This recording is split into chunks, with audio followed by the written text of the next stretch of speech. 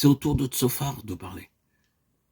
Mais il garde le silence, et Job, reprenant la parole, dit « Je ne vous cacherai pas les desseins du Tout-Puissant. » Lui aussi, Job a discerné l'autre aspect du sort des méchants.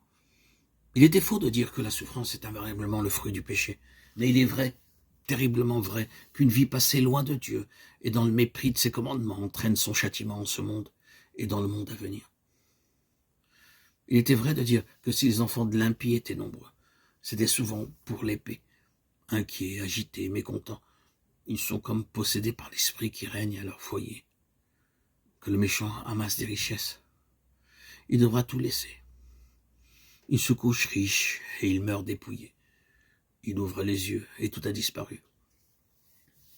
Dieu le frappe soudain et lui dit « Insensé, cette nuit même ton âme te sera redemandée. » Il voudrait fuir, mais il ne le peut. D'accord avec les jugements de Dieu, les hommes battent des mains à sa chute et sifflent son départ. Dès la fin du méchant, même si, au cours des années écoulées, les châtiments de Dieu ne l'ont pas atteint.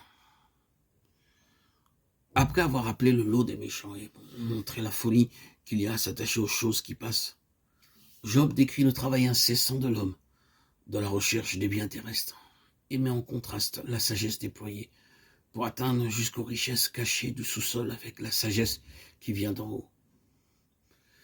Il faut creuser le sol pour y trouver l'argent. Et l'or qu'on a recueilli doit être mis au creuset pour être affiné. Le fer doit être extrait de la poussière et l'on fond la pierre pour y trouver les reins. Avec quelle persévérance les hommes recherchent ce trésor, ouvrant des galeries dans les entrailles de la terre, loin des endroits habités. De la terre qui donne le blé sortent aussi des pierres merveilleuses, des saphirs d'un bleu transparent et de la poussière d'or. L'oiseau de proie ne peut suivre le chemin du mineur, malgré l'acuité de son regard. Et les plus fiers animaux ne l'ont point foulé. L'homme porte sa main sur le rocher et renverse les montagnes depuis leurs racines.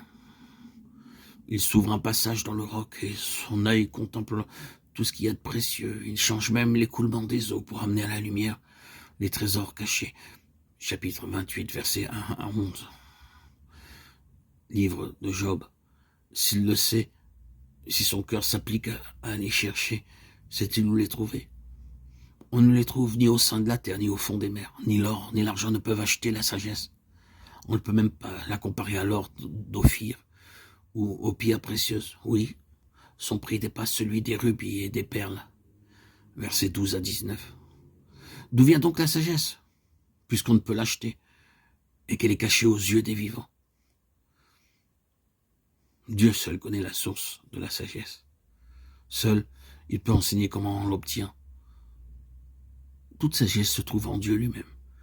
Il voit jusqu'aux extrémités de la terre et tout ce qui se passe sous les cieux. Tout le travail de l'homme pour ses trésors d'un jour. Il a mesuré les eaux, il a réglé le poids du vent. Lui seul connaît la place de la sagesse. Et il dit, voici la crainte du Seigneur, c'est la sagesse. S'éloigner du mal, c'est l'intelligence. Bref, les hommes associent la sagesse à la science des choses d'ici-bas et au moyen d'acquérir des richesses. Mais Dieu dit que la plus haute sagesse, c'est de le reconnaître, d'accomplir sa volonté et de se séparer du mal.